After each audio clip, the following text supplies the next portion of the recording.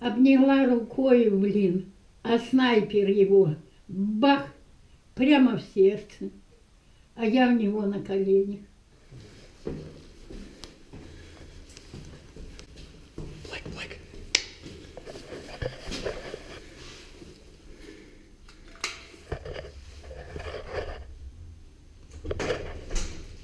Здравствуйте, Петровна. Пришел. Привет. Уху будешь кушать? А? Уху будешь кушать? Не буду. Почему? Поел. Приветствуем всех на канале Рыболов Копателей. Здоровья вам и крепости. Сегодня пришел к бабушке, к своей, к Тамаре Петровне. Она ребенок войны, ей 5 лет было всего, когда война началась, Великая Отечественная. Послушайте, может кому-то интересно будет. Так что все, не переключайтесь, поехали. Хорошо. Война очень дала много нам страсти. Жили мы в Вологде у дедушки Иринея. И сейчас заплачу. Мама, папа, братик. Мне было 5 лет, брату годик. Отец занимал высокую партийную какую-то должность, и он уже знал о войне.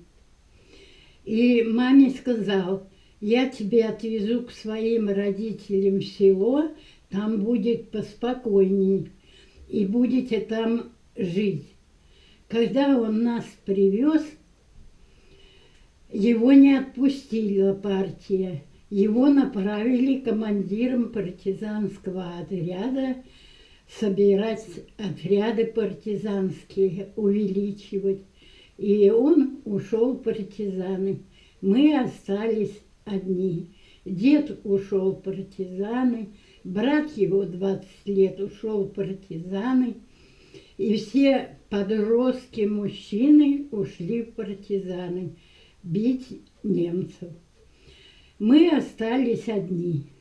В один прекрасный день немцы прилетели на самолетах, стали бомбить нашу деревню Косилово, Жуковский район Брянской области.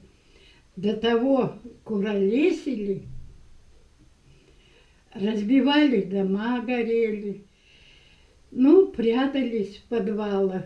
На полях были вырыты такие подвалы для картошки, но глубокие. Туда лестницы ставили. И Типа окопы, да, это? типа как окопы. И мы там сидели. Сидели. Это было... Потом партизаны немцев отогнали. Мы вышли немножко. Вышли, партизаны отправились вдаль. Это уже был 42-й год. А так мы мучились. По лесам ходили, по болотам ходили. В окопы в этих лазили. Ну, жили. И в 42-м году убили отца. Пошел в разведку в черном полушубке. Из самолета его в это пятно черное прострелили. Он умер. Партизаны взяли, ну там не один он, еще были люди побитые. И привезли в деревню, похоронили отца. Нас подводили прощаться. У него были медали на груди, помню значок.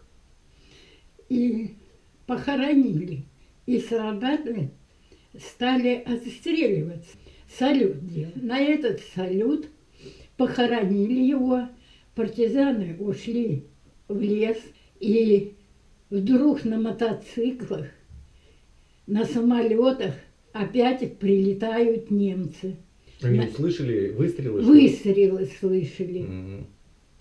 Прилетели, стали стрелять. А отцу на кладбище ставили крест, и на кресте была его фотография. Не надо было ставить. Они сорвали эту фотографию, выгнали весь народ в очередь, поставили в ряд, стоит немец, стоит фин такой, он не немец был, с палкой злой такой. Если голову не поднимают, и стоял староста какой-то, человек, списком. И он, значит, если не поднимают, то бьют по голове. И вот... А в какой момент? Почему они голову должны были поднимать? Чтоб смотрели лицом. То есть он по списку... И фотография ну отца понятно. была. Родители. А мама стала Гудкова писаться. Не стала Орлова, а Гудкова на девичье. Свою фамилию девичью. Свою фамилию. Ну вот 5 человек отсчитают, 6-го убивают.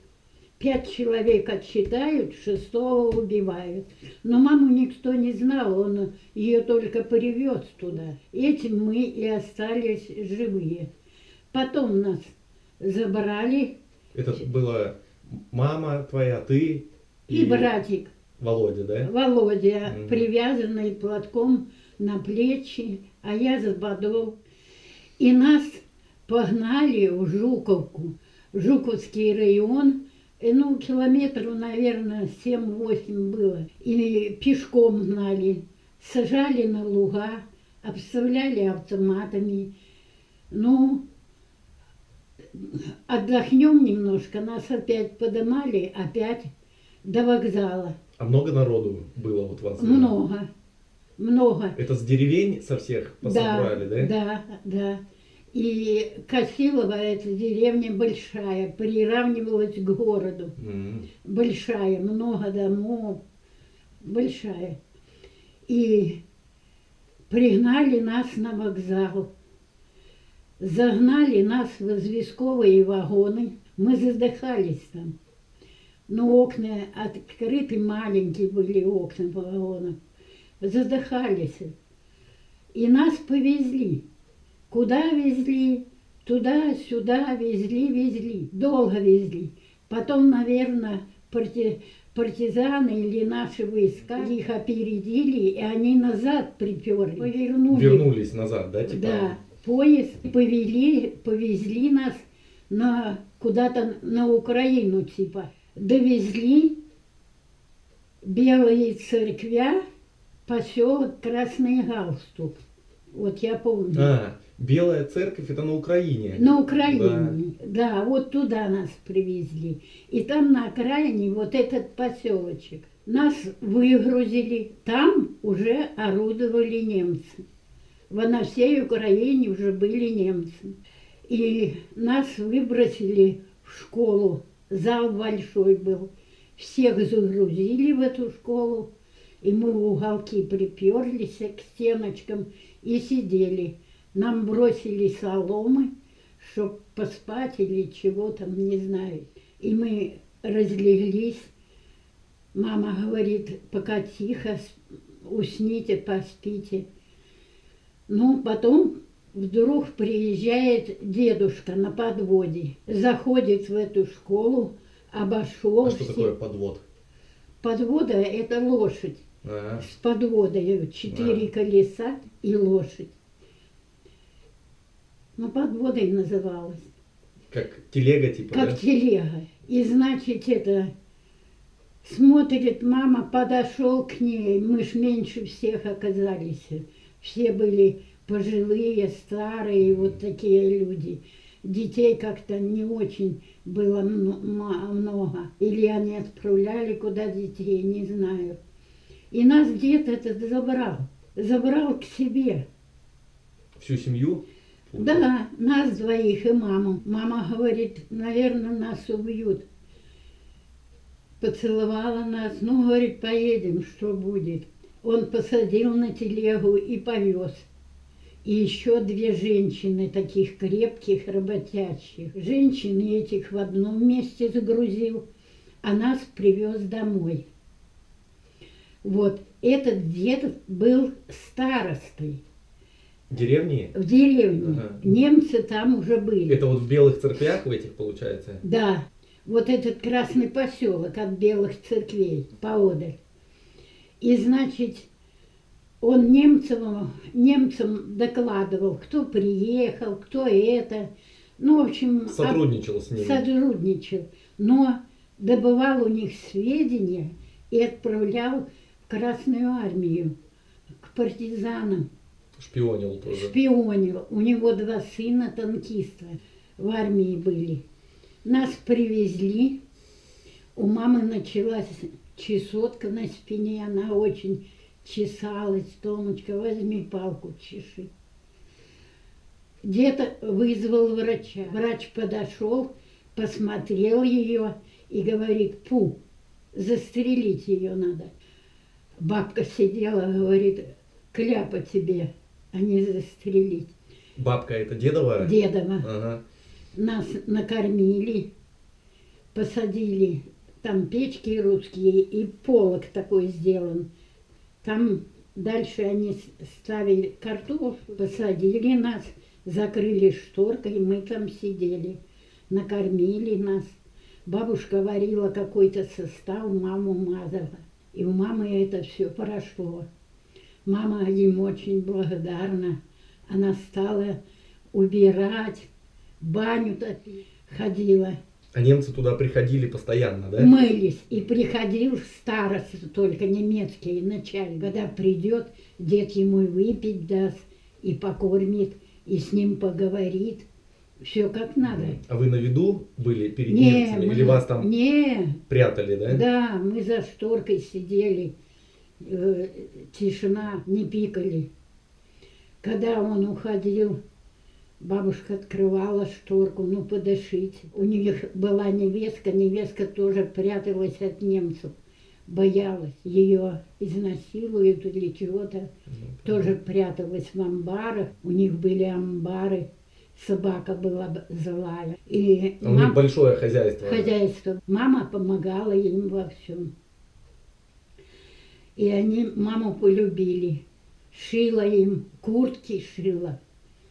Валя эти бурки шила с галошами. Бурки шила. Ну, в общем, работала там. И мы там прожили где-то до 40... Конец 44-го года, начало 45-го. То есть больше 2 лет получается. Да, вот там мы и пробыли. Вот.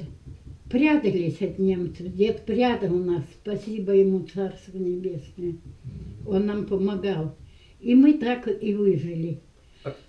Расскажи вот случай, ну, сейчас продолжишь потом дальше рассказывать по своей мысли. Вот случай, когда ты говорила, ты на руках сидела. Расскажу. Дальше, да, этого? Да. Там я пропустила немножко. Значит, когда мы были в деревне еще, не выезжал, немцы нас не отгоняли, там мы были.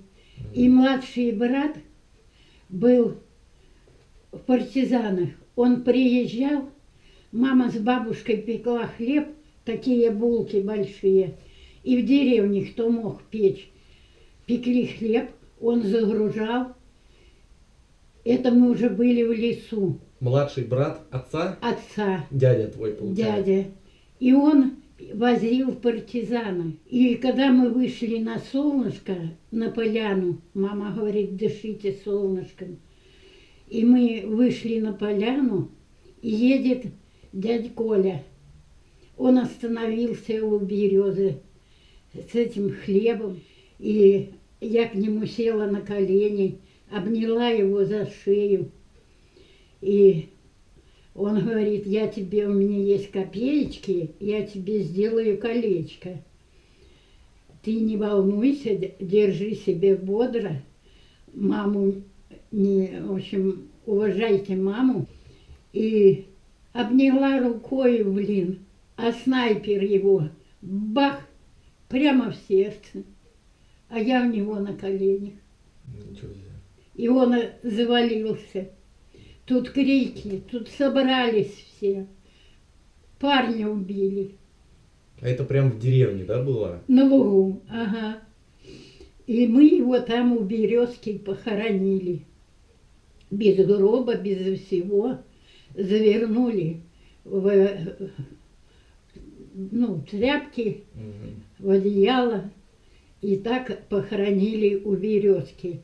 Но мама Потом они, когда немцы ушли, они перехоранивали, хоронили, где отец, там и его хоронили, и деда хоронили, всех хоронили. Это Орлов Коля был, да? Да, Орлов Коля.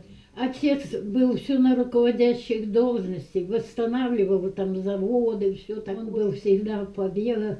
А брат этот жил с отцом.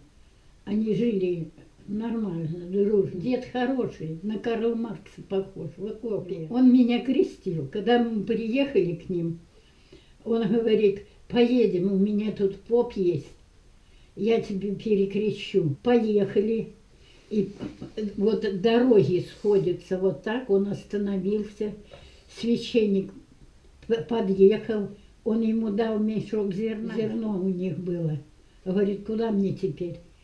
Отдал ему это зерно, и он меня перекрестил там. То есть он, получается, дед дал зерно, чтобы тебя покрестили. Ага.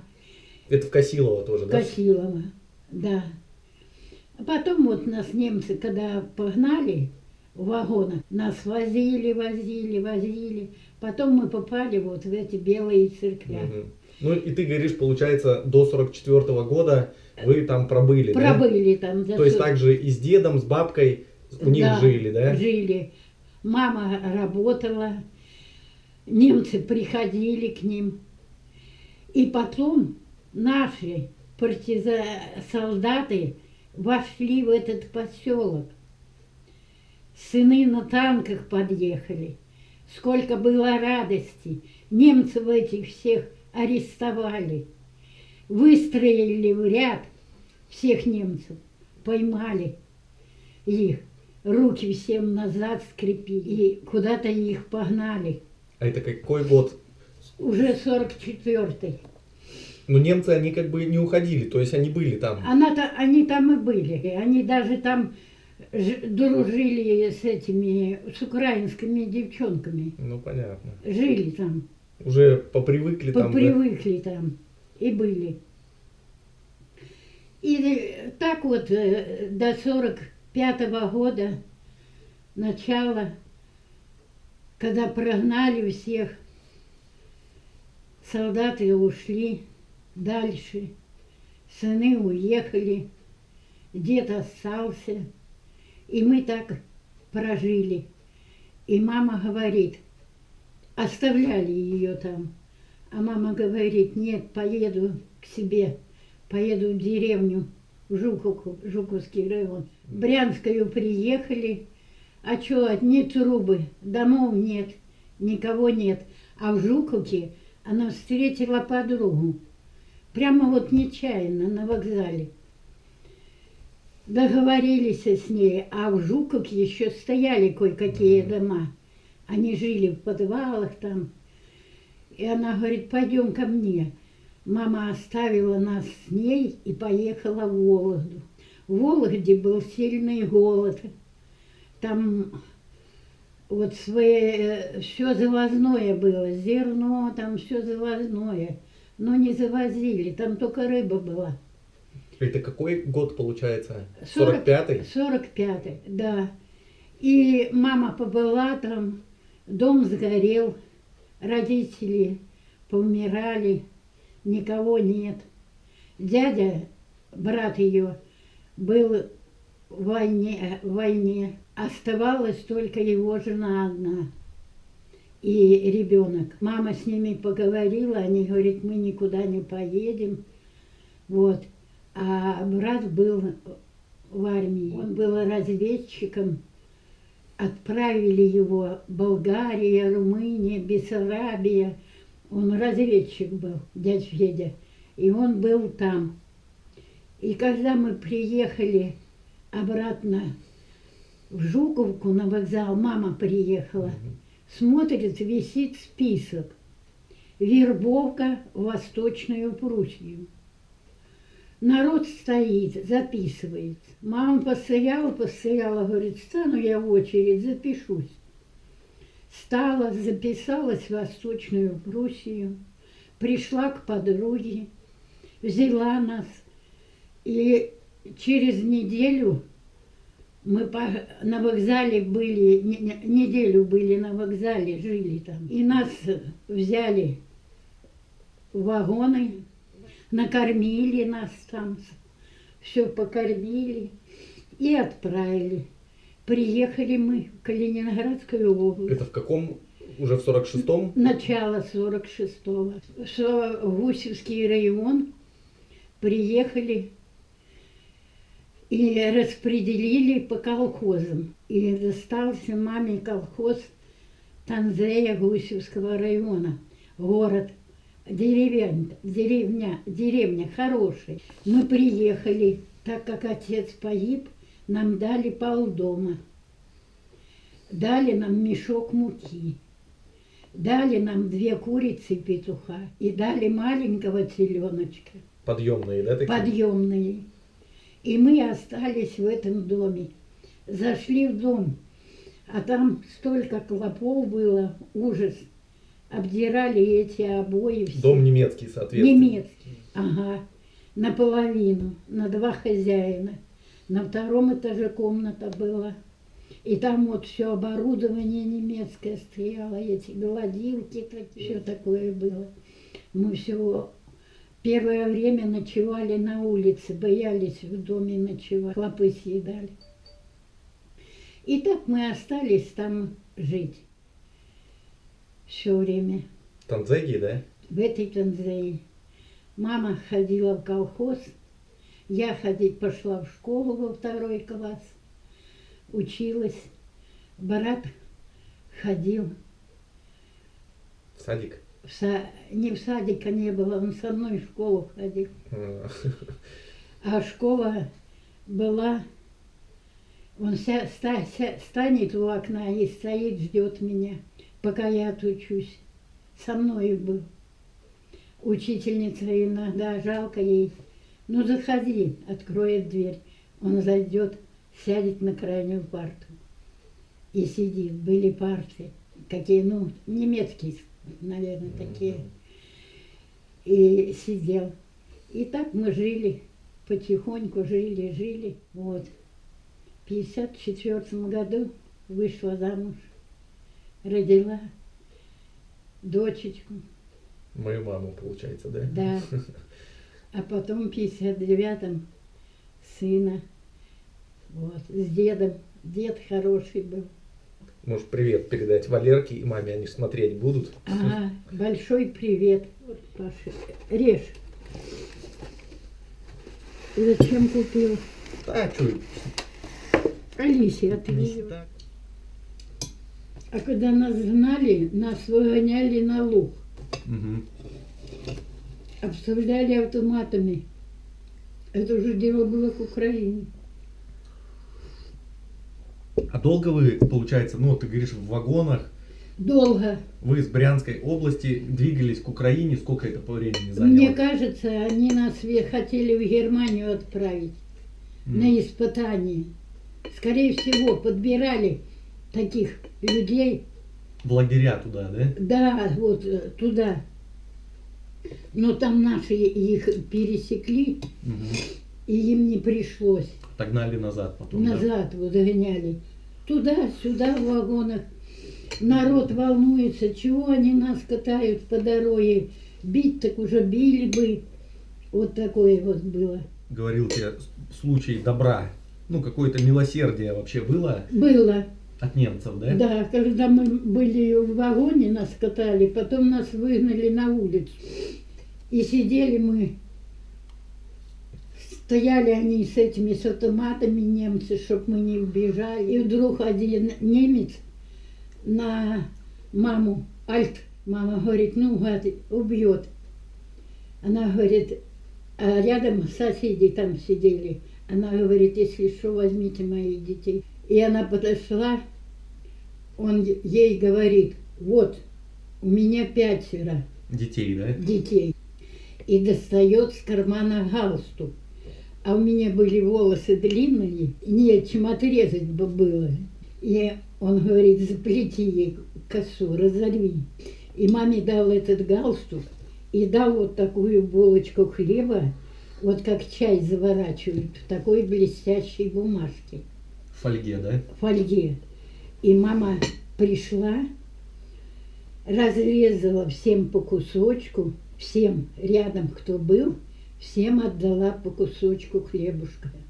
Все взяли, раздала эту булочку. И вот немцы были и добрые, некоторые. Вот эта доброта его была. Но стоял с автоматом. Я не знаю, как мы выжили.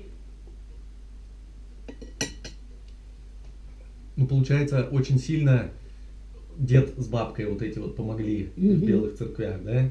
То есть вы большую часть войны... Большую часть вот нам помогло. Но мама работала с утра, темно встает, все мыла, убирала, баню топила. А в бане вот такие чугунки чугунные стояли. Их надо залить водой, а потом в бане их греть, чугунки. Нагреют, там нет вот этих баков или чего. И немцы, когда приходили, мылись. Потом дед делал стол чаепития там. И... Ну, дед молодец, хитрый дед. Дай царство ему небесное.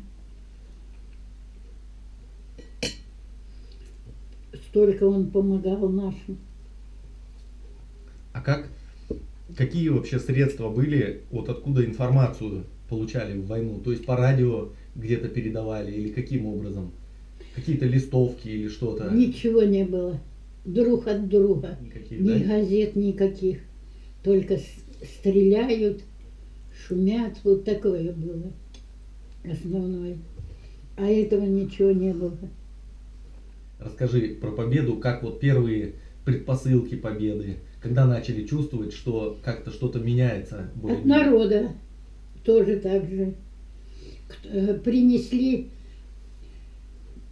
это было уже в 45-м году, уже знали, что наши побеждают. Ой, сколько радости было, сколько было обниманий, сколько всего. Но было голодно, есть нечего было. Голодно, продуктов не было. Приехали, когда в Восточную Пруссию, в Гусеве. Гусев был одни кирпичи. И когда нас завербовали в этот колхоз, мы приехали в колхоз, там в лесу был кордон. Это заготовка леса. Немцы там работали. Даже были в наше время там немцы. То есть послевоенная? Послевоенная. И в одну прекрасную ночь этих немцев всех выгнали. Все трупы собрали за ночь. Представляешь, солдаты пришли, убрали все трупы, на огородах лежали трупы немецкие. Всех забрали, очистили все. Немцев забрали, и бабушка одна, немка, спряталась в бане, и она жила в бане. А ребята разузнали, что она там живет. А это был приказ их вывести всех. И мы ей носили поесть, а ребята ее запирали, вред ей делали. И потом в один прекрасный день дед приехал на коляске, немец, забрал бабку и увез в Гусев. Уехали они. И так уже немцев у нас тут не было. Очищено было все. Вот так. А те немцы, которые оставались, что они делали? Ну, они работу какую-то выполняли? Готовили лес. Лес готовили. Ну, то есть какой-то тяжелым трудом. Тяжелым трудом, да. Они тяжелым трудом и там были подземные деланные ходы, типа, да? Ходы, типа ходы делали. И когда мы ходили... Это на кордоне? На этом кордоне, в лесу. Ходили за черникою. Там наша охрана уже стояла, не пускала никого нас. А потом туда привезли оружие, эти вот стреляют, которые ракеты завезли. Уже наши, да? Наши туда завезли. И там выстроили подземные дома даже. Вот, принимали женщин, которых убирают, которые ходили. Слушай, а расскажи, знаешь про что? Ну, наверное, много было всяких после войны. То, что вот мы сейчас ходим, копаем, ну, вот попадаются всякие остатки. Оружие, какие-то предметы быта там. Этого, наверное, очень много было. Было много, да. Люди на это не обращали внимания, им бы как прожить. Они не обращали. Мы находили ямы. Вот, например, на нашем огороде нашли яму, бочка. Она, наверное, была или с мукой, или с чем-то. Но дождь промыл ее, она осталась. А вторую яму нашли – посуда. Какая посуда хорошая. И чайники, и чашечки. Это фарфоровое все? Фарфоровая. И мама раздала соседям, себе оставила чайник, он у нас долго-долго. Остальное все раздавали, делились. И так вот находили ямы, находили люди оружие, находили, ну сдавали сразу в военкомат, сдавали. Может, кто и прятал, но сдавали люди. А солдат немецких останки находили или что? Ну вот, как приехали, столько было останков. На огороде у нас на огороде канава проходит. Там, наверное, 5 или 7 человек лежат. Мы хотели воды набрать, пришли, а там немцы лежат мертвые. И вот их ночью всех убрали. Это вот солдат столько было, что они все очистили, весь этот поселок, колхозы. Там было озеро очень хорошее, глубокое, озеро гористое. Там катались на лыжах, горы высокие, и озеро, и школа рядом. Было очень. А от Гусева далеко или нет? 12 километров. Так и жили, трудились. Вот такие дела. Спасибо тебе большое, Петровна. Да не за что. Что знала, то все рассказала. Без обмана, безо всего. Как было, так и есть. И война это на всю жизнь осталась. Уже не забудется никогда. Никогда, нет. Вот эти окопы, это по лесу ходили, голой крапивой обожжешься на канавах, на этих. Травку собирали, ели. Есть такая трава, на ней шишечки такие беленькие растут. Вот мы ее горстями ели. Наберем этой травы, ели. Желуди, наберем желудей, наелись. Так вот и питались, чем попало. Такие дела. И тогда вот инфекционных и болезней особых таких не было. Корь была. А так ничего. Ни таблеток никаких не пили, не давали. Ничего. Ни уколов, ни прививок, ничего. Нет. Когда корова появилась, была мама надует молока парное, прямо из соска, кружку петь.